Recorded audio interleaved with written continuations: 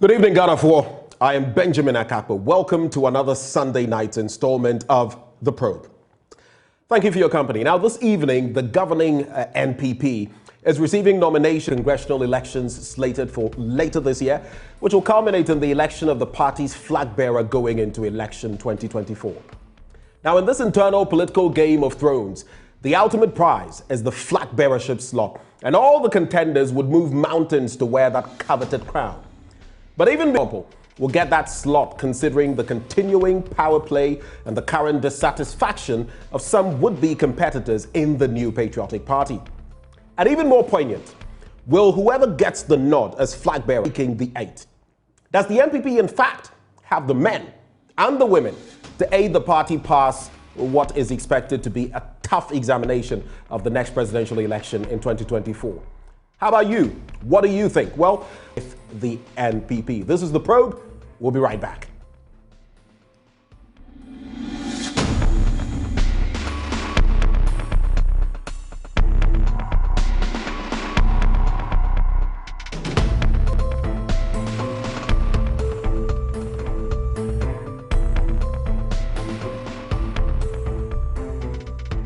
DSTV channel 421, GoTV channel 144, and all social media platforms.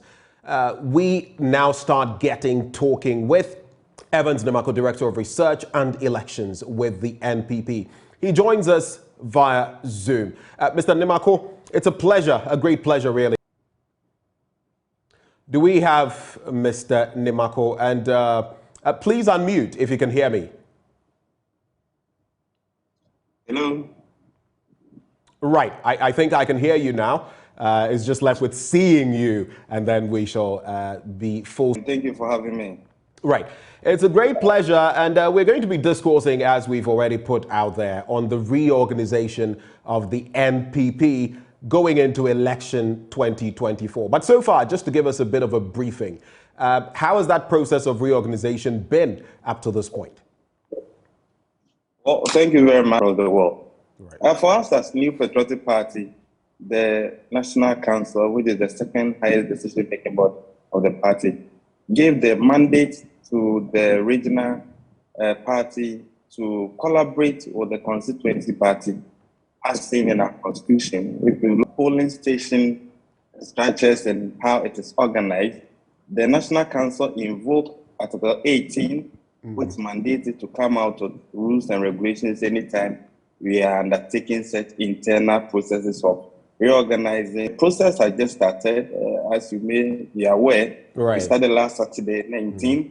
It is expected that by 5th of next month, the process of buying forms, going through election processes for.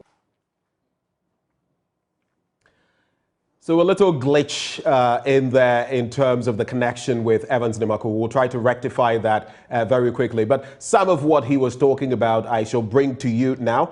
So he was talking about the fact that the polling station and electoral officers election. Right. Mr. Nimako is back. We are organizing these internal elections for our basic unit, which is the polling station. Right. In all the 38,622 polling stations that is recognized polling station by the Electoral Commission. Right. And in this instance, we are either youth organizer and women organizer. These are officers who hold the fort for the party at the polling station level. And in the wisdom of the party, that is the foundation where all party activities spring from. And so it is hoped that, which is chaired by a representative of the Regional Executive Committee, with other members being the constituency chairman, the constituency secretary as the secretary, constituency IT coordinator, our council of elders in the constituency chairperson is a. So the problem with technology, but elections, he was just speaking about polling station and electoral area executives, electoral officers, ends on March the 5th. And then between April the 22nd and the 24th, the party, the NPP, will have constituency elections, and then regional elections will follow from there, from the 20th to the 22nd of May. Now, prior to that, you know, the national, which is slated for July the 14th to the 16th. And following from there, we also know what will happen. And that is a crucial matter we're going to be considering with Evans and Nimako, because once they have the national executive, then they are going to be looking. Evans, welcome back.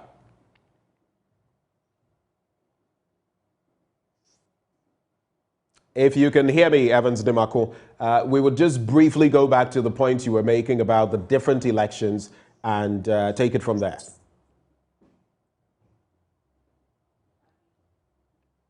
All right. So it appears Mr. Nimako cannot hear me, but if you can hear me. So as I was saying,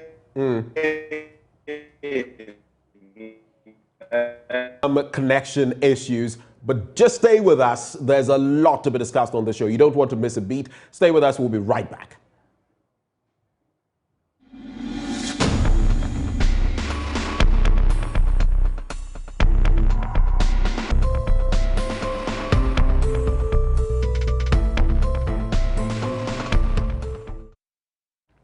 Well, thank you for staying with us. This still is The Probe, and I promise we'll make it worth your while. We're still discoursing with Evans Nimako, Director of Timelines of the elections, the different elections you're going to be conducting.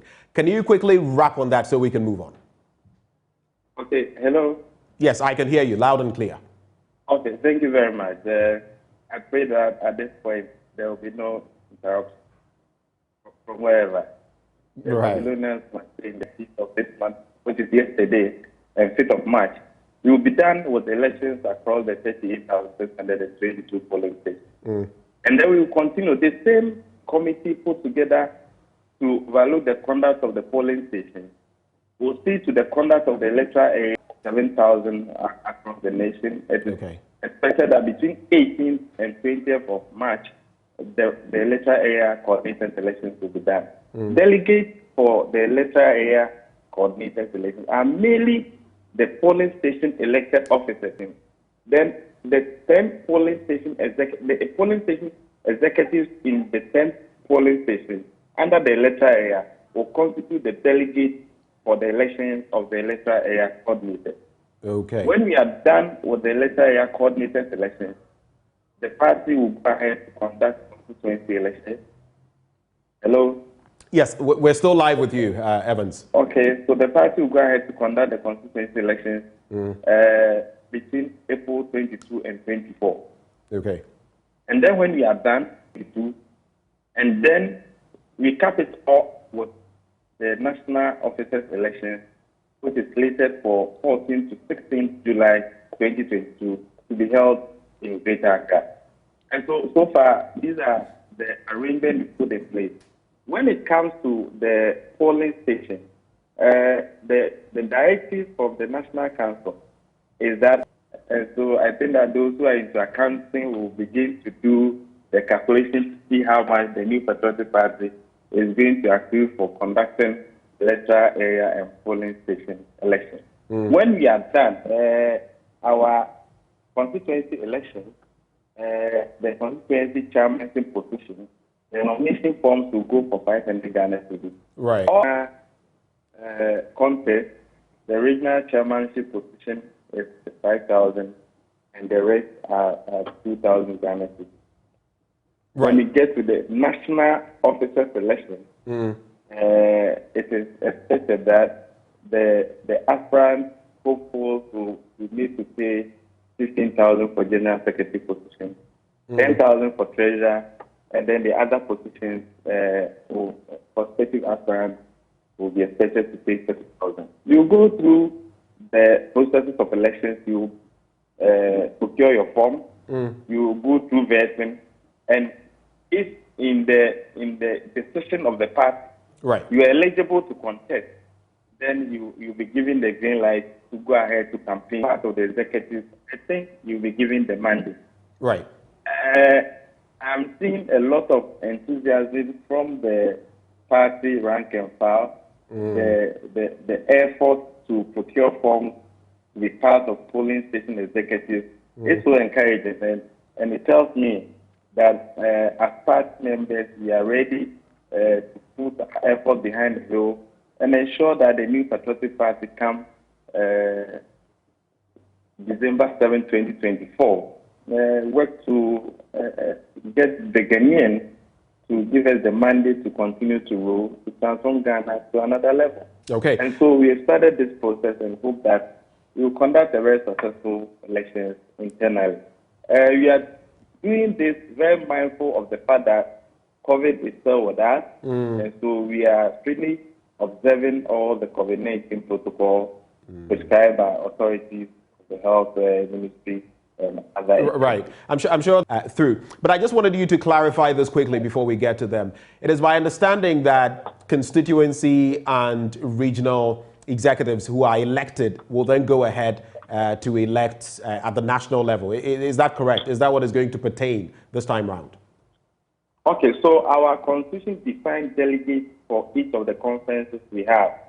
So for the purpose of polling station elections, our delegates are all members of the party at the polling station who have their name one in the party register. Right. 2, card-bearing members of the party who may not have their name station. Right. The third category is party members known and active in the polling station who may not have membership card nor have their name in the party register in that particular polling station. And in the case of this third category, you need 2 people to verify or vouch for your membership. And as I said earlier, it is the polling station executives and that electoral area who have been elected. They constitute the delegate for that conference. In the case of constituency delegate conference, it is the member of parliament where we have sitting member of parliament who is a delegate. All polling station executives in that constituency become delegates to the conference. Okay. All electoral area coordinators are delegates as well. Our constituency executives, 17 of them, are delegates to the conference.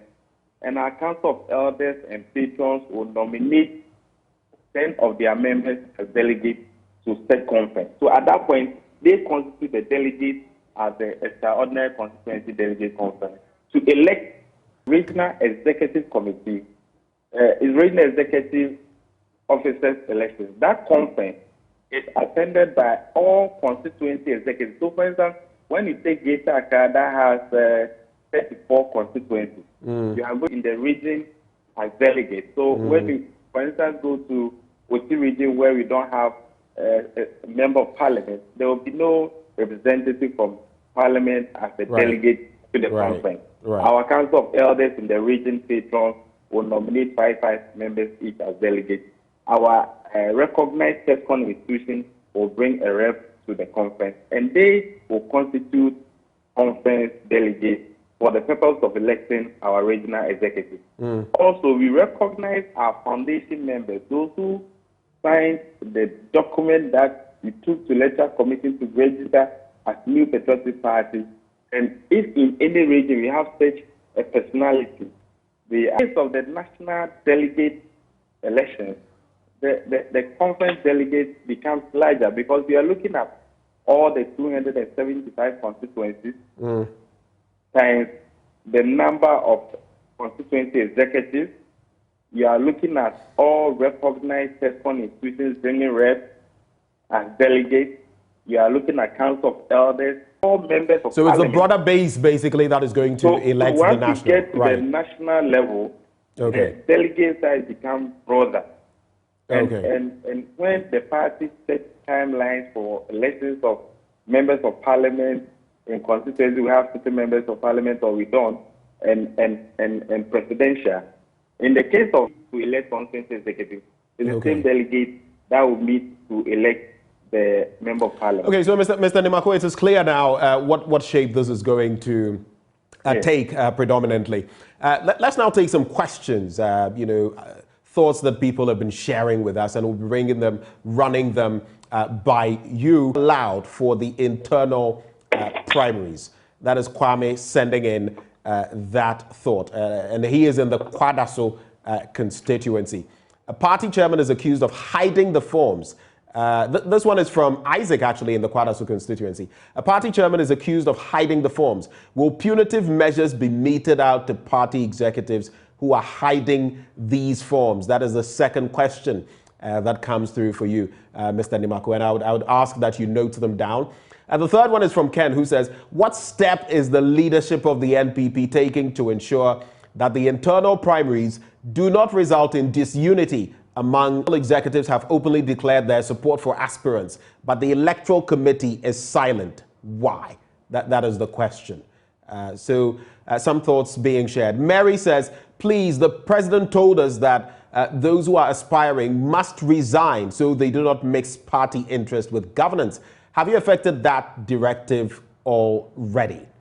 That is Mary sharing that thought. Ifya also says, what is the MPP doing to ensure? And he says, please ask Mr. Nimako, who is the director of research, that per their survey, are they certain they will be able to break the 8? So some interesting questions that have come our way. I don't know where exactly you would like to start, but maybe, Mr. Nimako, we can look at the bit about forms being hidden across the board. I don't know what your quick reaction is to that. Well, thank you. Thank you, Mr. Akapo. I will start with Nana Kweju. All right. December 7, 2024. The good people of Ghana will give the New Patriotic Party the mandate to continue with the governance of this country. And then it requires of all party members to the people of Ghana. And so I'll go to Ken, who is talking about steps that we're taking to ensure that the elections will not leave us disintegrated. Right. All our leaders across, you saw President Kufuor, our 10th president, another Dan Kufuor, they all went through contests.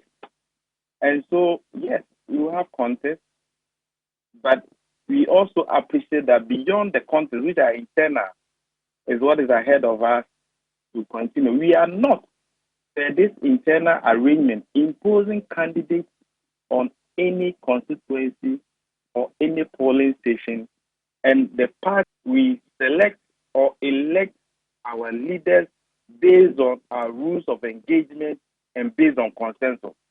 So if he conducts himself within the mandate or within the terms of the game, I think that we will end up in this internal contest more united and solidified, knowing perfectly that we have elections being the control of constituency chairman. Right. Constituency chairmen across the country are members of the committee. It is in the wisdom of the National Council that specific directives were given that the elections committee, composed mainly by the constituency executive committee, will be chaired by a representative of the regional executive committee. And so it is expected that the committee will comply with the rules of the game and ensure that peaceful conduct of the election, that whoever has been nominated by the region, whoever the constituency executive chairman is, secretary, research officer, IT coordinator, and our council of elders and patrons, will go by our rules and regulations for the conduct of this election. So I don't expect that at the end, who is hopeful of after getting all the kites to step out to say, I want to serve the New Patriotic Party, to be denied by anybody. And so on that note, the remedy we put into this process is that if we are denied by the committee for whatsoever reason, approach the regional secretary or the secretary at the headquarters, being the general secretary's office or my office, and forms will be made available to you. In fact, sometimes have you had any people adopt that approach so far? Because we've heard of some instances where there have been region there have been accusations in Kede in the eastern region, in New Joab in South, New Joab in North, in Ejiso, that some of these antics have come to play, and that certain officials of the party, sometimes regional chair people involved as well, are hiding forms intentionally just to favor those they want to, gets the nod. The third has been tasked to look into such issues that have come out, some of which have been carried in the media sector. But we are just in the two of a process. 19th to 15th of 5th of March. It's a long period. Right. And so we want to urge members to exercise patience and go through the processes. I mean, we keep on advising and holding conferences, both Zoom and on WhatsApp platforms, to talk to members to be patient. Sometimes some of them are not even those who are interested in contesting. And so it is difficult to tell whether really these are people who want to procure forms or they just want to. We are urging the committee on is to ensure that they make available the forms for people to procure, after which vetting will be conducted, and then the elections will be done. And so people should exercise patience, but I'm saying that I appreciate the enthusiasm on the part of the rank and file to be part of this whole process. I mean, if you look at the manner with which we conducted the 2018 election, we didn't give such a longer period for this whole polling station election. I mean, the lessons we learned suggested to us that we should have a longer period to ensure that all those who are interested will get to. Under this circumstance, the mandate given to the polling station and electoral coordinators elections committee will be exercised in a manner that is peaceful, that is transparent, to ensure that all who have shown interest will get to participate. Mr. Demako, so basically you're giving us a guarantee here that come the 5th, when this process comes to an end, everyone who would have wanted to partake in the process in terms of putting themselves up for elections would have had the forms and would have been able to go through the process. That is what you're confirming for us. That's what I'm telling you, because as we speak now, just as we started yesterday, this morning our General Secretary took off to Ashanti region and Bruno region to get a first-hand information on how to the committee. And the committee has every right to approach the regional executive committee or the national executive committee or my office for nomination forms. So I don't see why people should be rushing and be talking to people who cannot really provide answers immediately. And as I've said, I've been talking to party leadership across polling stations, constituencies, and regions. And we are on course. We are just 2 days into the process. And for me, I'm enthused about the willingness of people to support the party by becoming executive to ensure that the 2024 agenda become a reality. Right. Mr. Demako, we'll take some more questions, but a quick one on a comment you passed earlier about you're sure. How sure are you? I mean, if I asked you on a scale of 1 to 10, how sure you are that the NPP would be able to break the 8 in 2024, where would you peg it at? Well, I mean, I wouldn't put for now the skill you've given me, but I'm saying that as long as the New Patriotic Party works together as one unit with a common purpose and knowing that Ghana is in good hands under us, we will work hard to give the government the necessary support. Mr. Kappa, I'll take you back. If you care to know, we've organized our constituency delegate conference. We did our regional and capital with the national conference in Kumasi last December. And so the party keep on reorganizing itself in tune with changing time. And so for me, and when we select our flag bearer, the new patriotic party will be repositioned to annex power come 2024. Mr. Nimako, let's take the next batch of questions now.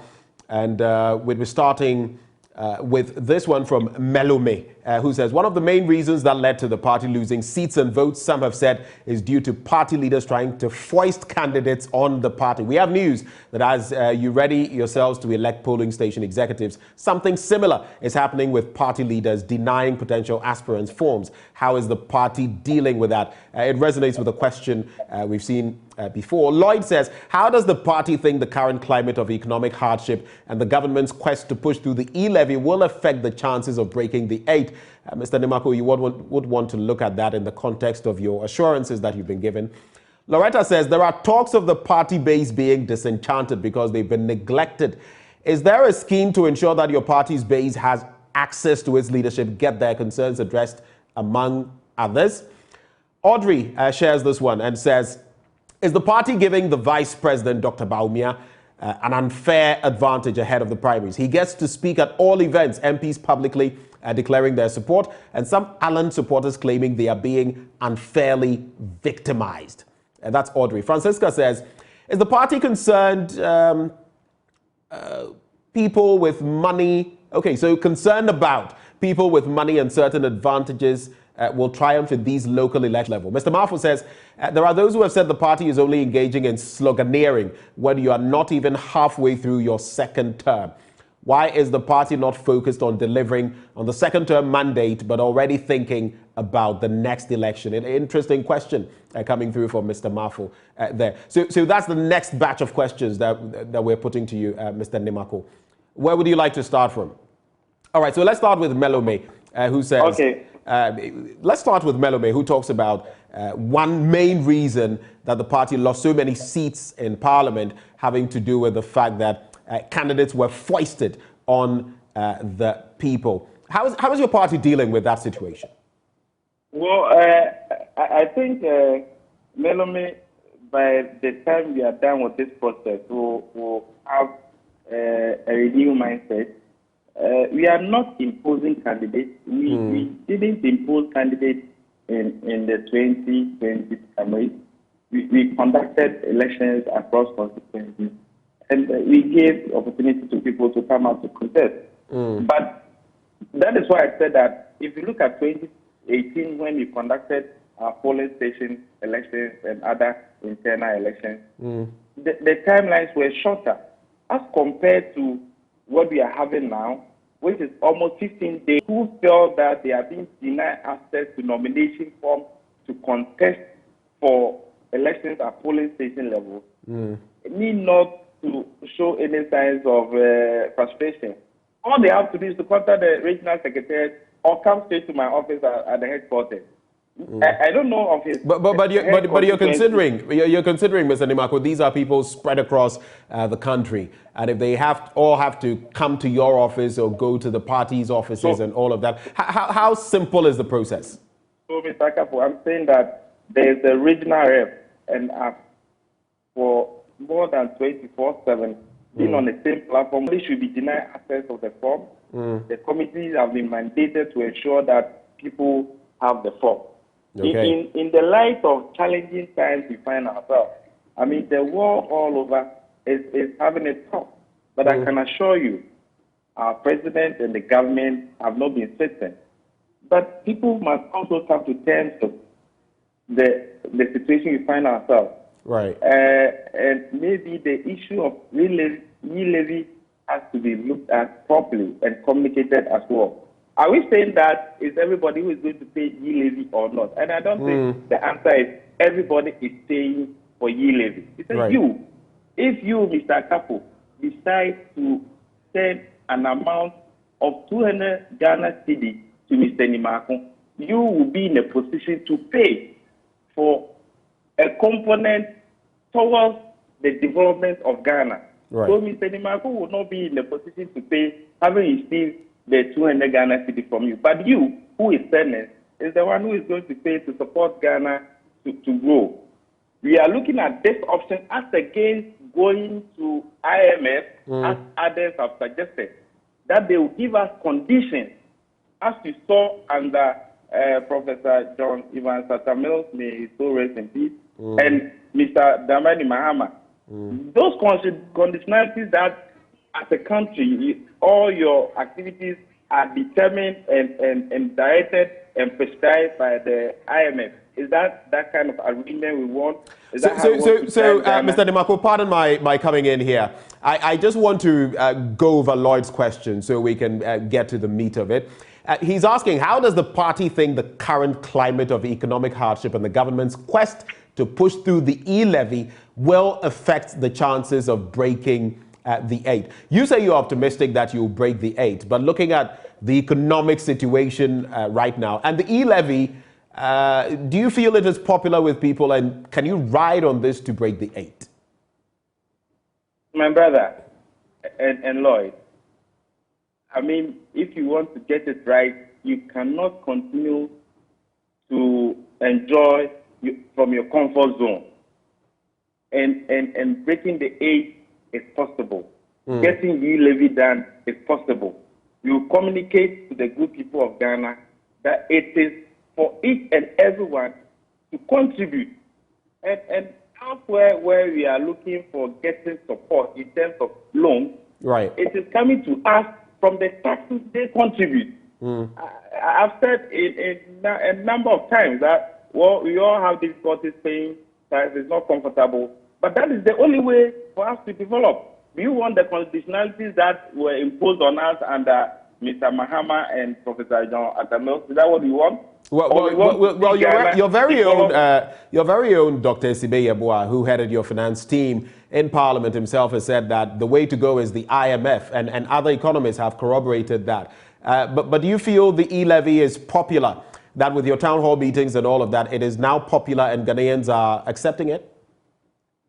I think under the circumstances, Ghanaians are coming to terms that we need to find a solution ourselves. And so I said that if Dr. Sibe has a solution, I mean, in terms of economic dynamics, has a position which is different from what the government has now. Right. I can't disagree with him, but what I would be saying that is his view.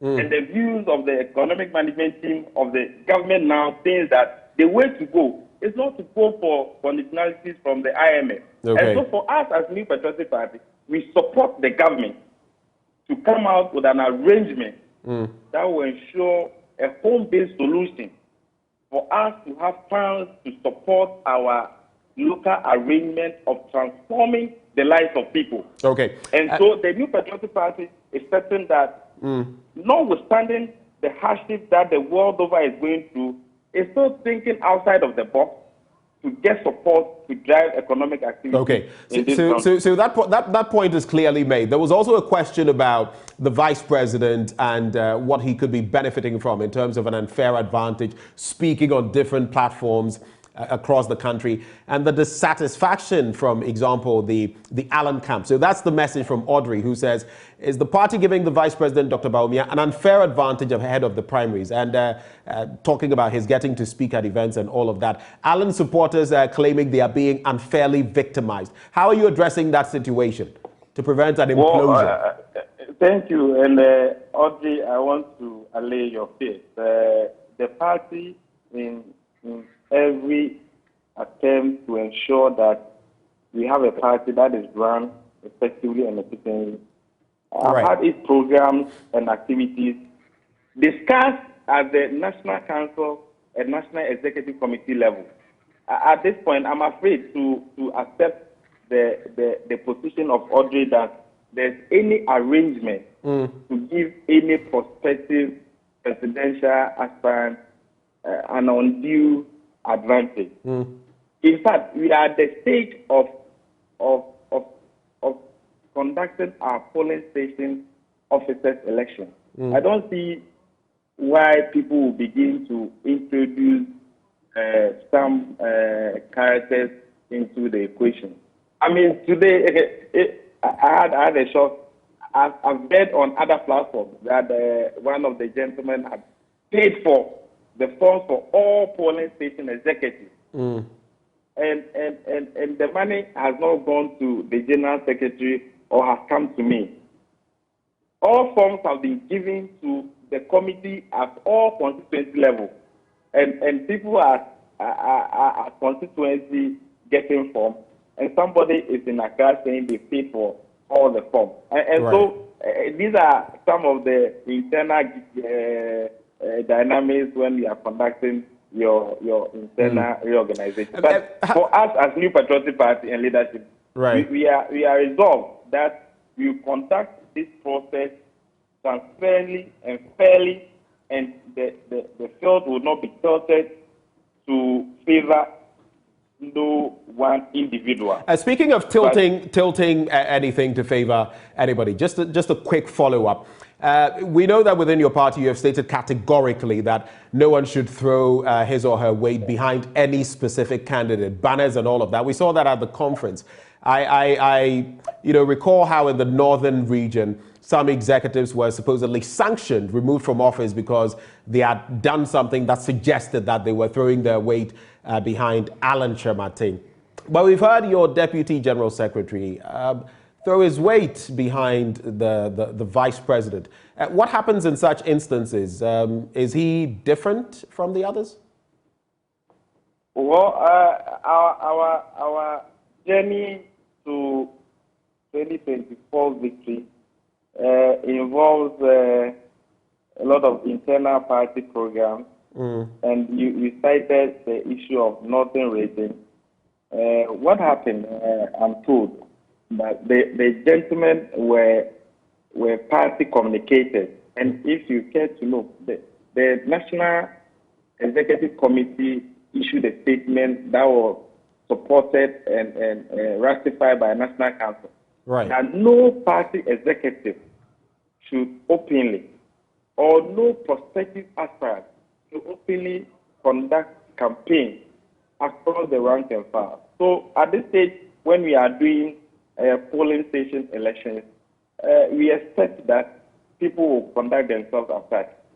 On that note, is that to say that? Okay, go ahead. Mr. Kabo, you listen to me. On that note, the party has put together a high-powered committee chaired by the chairman of the Council of Elders, right, Honorable Hakman Owusu-Ajman, was the chairman of the Legal and Constitutional Committee, Lawyer Frank Davis as a member, and General Secretary.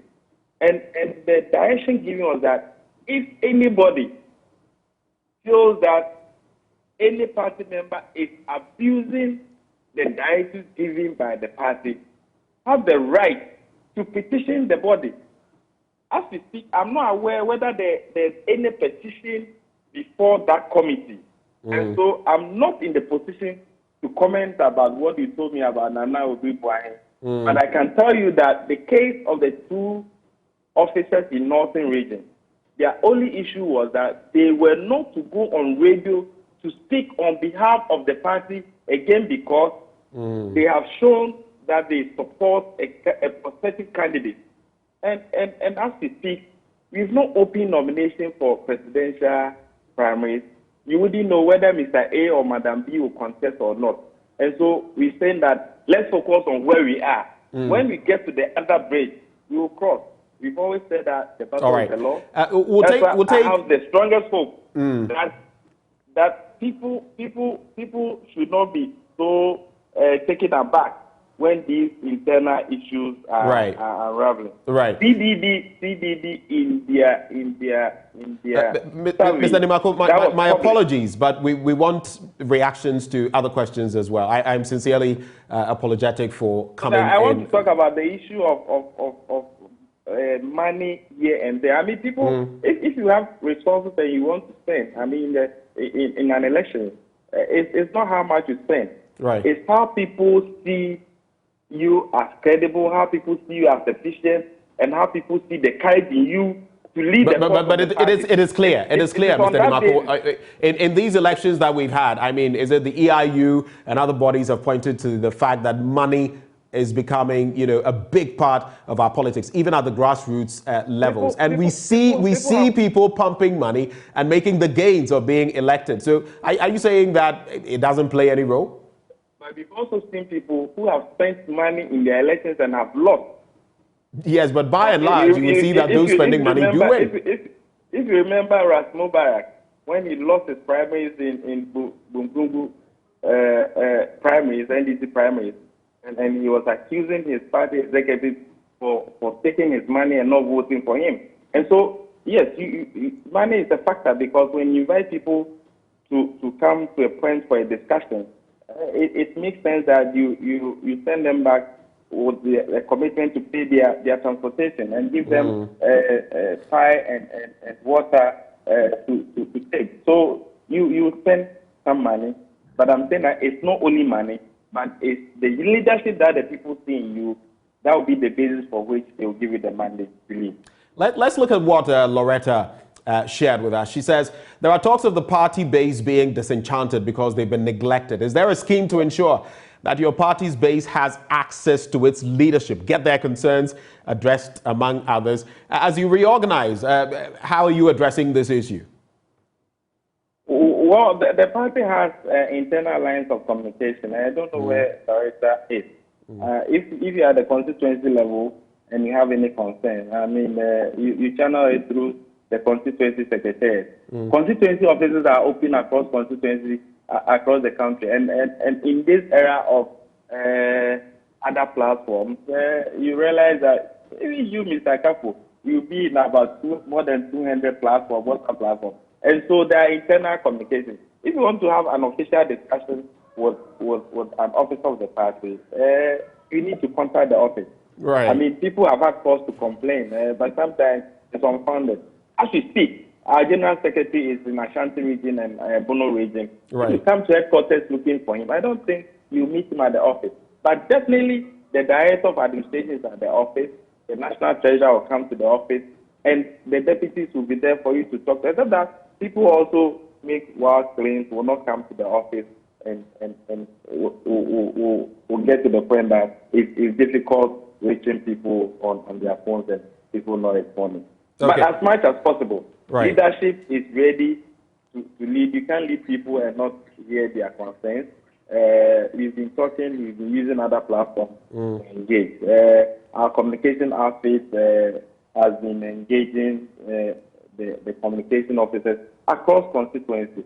And so we are organizing, and we know that with the support and the resolve to support the government to deliver on the promises made, notwithstanding the challenges we are going through, you do what it takes to continue with the agenda of developing Ghana. We're taking a few more questions, just a little follow-up very quickly. Now, so the bit about Nanobri Bwahin, just to clarify, yes or no, does that mean that if a petition is put through to the national, at the national level, the matter will then be looked into?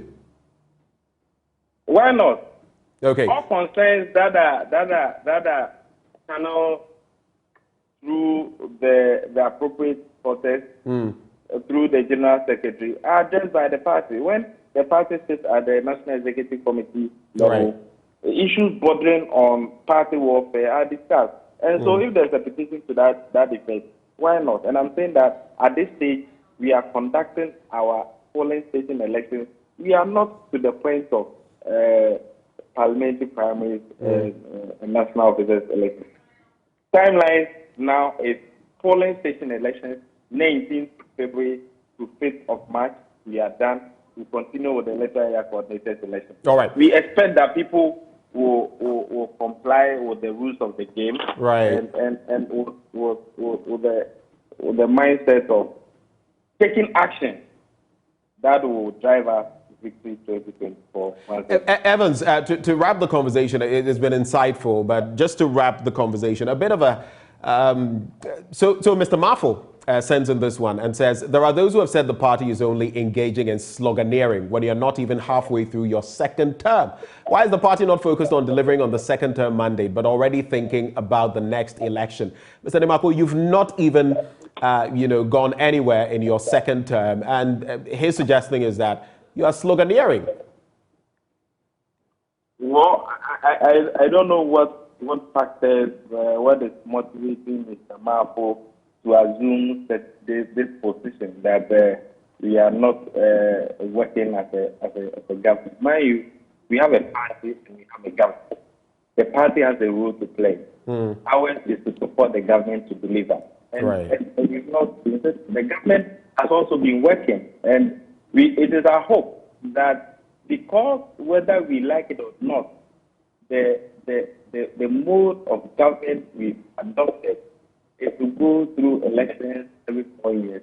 Whether you like it or not, you have December 7, 2024. And so every action of the party is gearing towards what will improve upon the lives of the people. And so we prompt government on things that must be done to ensure Ghana's development. And so it's not an issue of nearing, but it is an issue of supporting the government to deliver. And for us as a party, if our leadership tenure has come to an end, we need to organize ourselves. And so we are reorganizing ourselves by electing for ourselves new leadership. Right. And no two elections are the same. The manner with which 2020 elections were conducted will not be the same as 2024. Okay. Mr. Nemako, it's been really refreshing interacting with you. Just a last, comment, maybe in some 20 seconds you can address this. It's something that people have bandied about, joked about on social media that, yes, you want to break the 8, but fuel prices have already broken the 8. How do you briefly react to that on a lighter note? Well, the good people of Ghana will give the new Patriotic Party the mandate to continue with the developmental projects we've set on board. We expect that the party will continue to conduct itself in a manner that will endear to the heart of the people. Right. We expect that we will be more united than ever. We expect that Ghanaians will abide by the law and the constitution we've agreed to govern us. We expect that the NDC will produce the supposed member of parliament for Asen North. Should we expect fuel prices to go down? That was just to wrap the conversation. Come again. Should we expect fuel prices to go down? Fuel prices to go down. Fuel prices is being managed by bodies that have the constitutional mandate to set fuel prices. It cannot lie in my mouth to say it to go up or come down. Evans, thank you. We expect that the economy will be run effectively. We expect NDC to produce their... All right. This is how far we've come, and we're grateful for your time. Evans Nemako, of course, Director of Research and Elections with the NPP, walking us through the reorganizational strategy of the party heading into election 2024. We're grateful for your time. Thank you so much for joining us right here on The Probe with me, Benjamin Akakpo. Let's do this again next week. Do have a good night.